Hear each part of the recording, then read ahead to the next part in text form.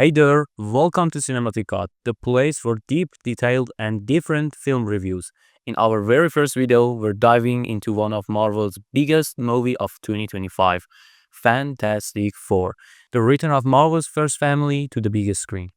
For many of us, the Fantastic Four aren't strangers. We first met them back in the 2005. Remember the version of Ewan Griffith, Jessica Alba, Chris Evans, and Michael Chiklis? Those movies were simple but fun.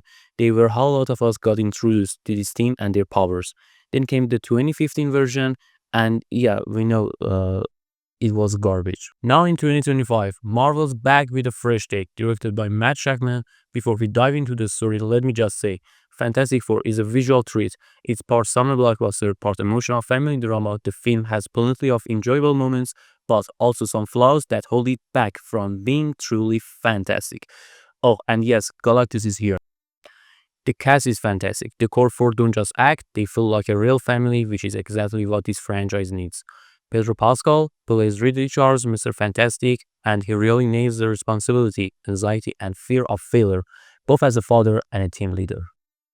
Eben Moss Batroc, or our cousin, as Ben Grimm, the scene is one of the film's best casting choices. His look is super comic accurate, unlike the bland, rocky mess from the 2015 version. This scene is more mature, doesn't blame anyone for his appearance, and brings heart to the team. His chemistry with Johnny, spot on. And yes, he delivers the iconic line at the right moments. It's clobbering time. And my favorite member of team, Human Torch, or Johnny Storm, played by Joseph Quinn, is surprisingly great. He captures Johnny's boldness, humor, and reckless energy perfectly.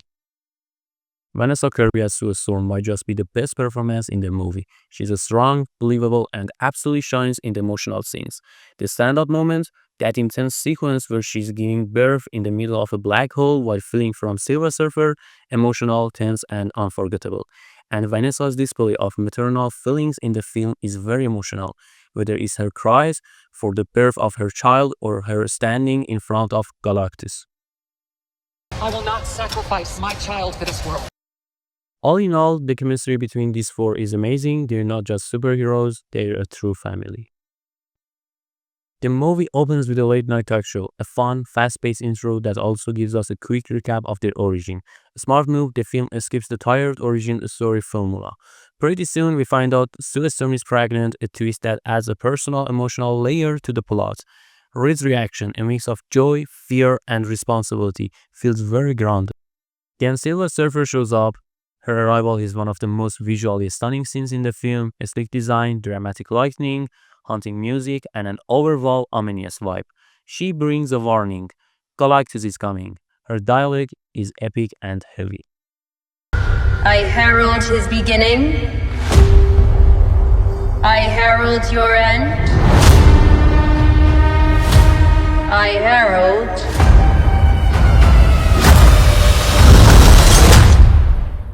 Galactus.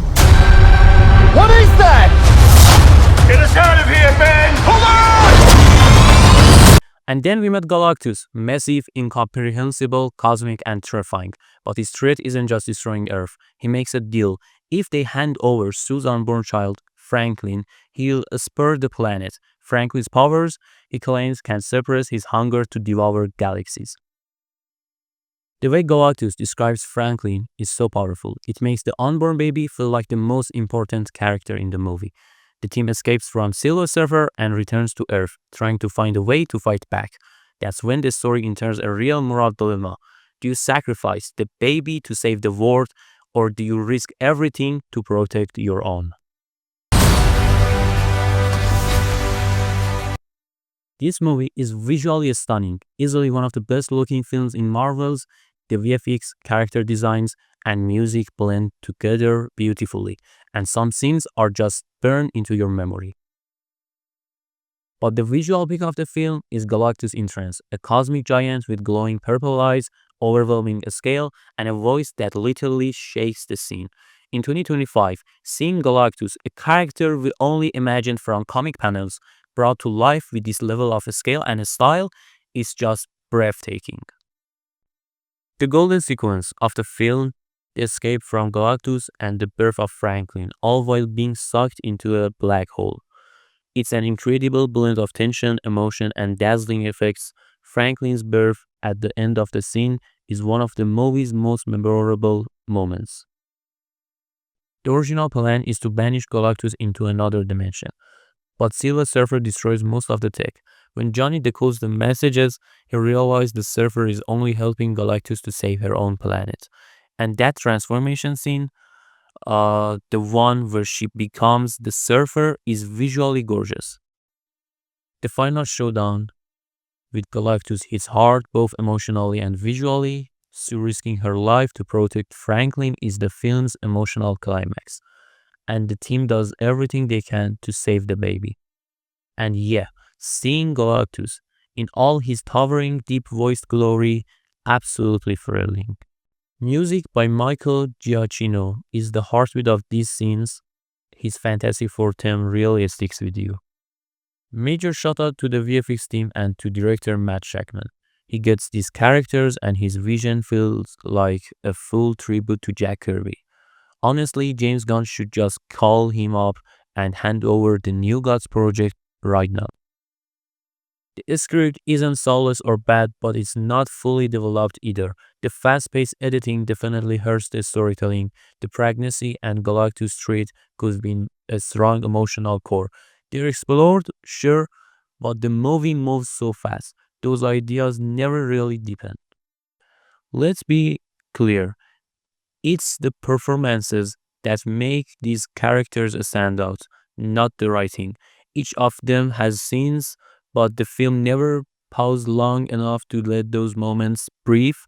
It jumps from beat to beat so fast, it never gives proper time for character development. More character development is needed for the four main characters, and the film doesn't give it much time. And why is runtime so short? It's a common problem with new superhero movies. The pace doesn't let emotional scenes sink in. Important conversations are cut off too quickly. For example, something that I can't deal with that. After surviving Galactus, people suddenly demand Franklin be sacrificed. But one short speech later, from Sue, everything is changed. And it just doesn't feel realistic or earned. There are two post-credit scenes. The big one, Doctor Doom appears. He's behind Franklin and removes his mask.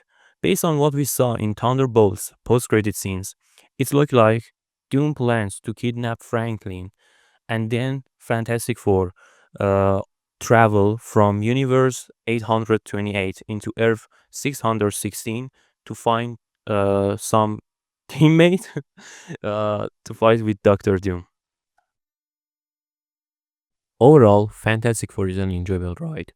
Despite its flaws in writing and character depth, the strong performance, top-tier VFX, and emotional moments makes this a solid and respectable try. This summer with Superman and Fantastic Four, we've had two very different but both successful superhero experience from rival studios. We'll dive deep into Superman in our next video. If I had to rate Fantastic Four, 3.5 out of 5. And I'll probably make a dedicated video on Doctor Doom and Franklin Richards' powers. And let me know in the comments if you're into that. Thanks for sticking around until the end. Don't forget to like, comment, and subscribe. Catch you in the next one. Goodbye.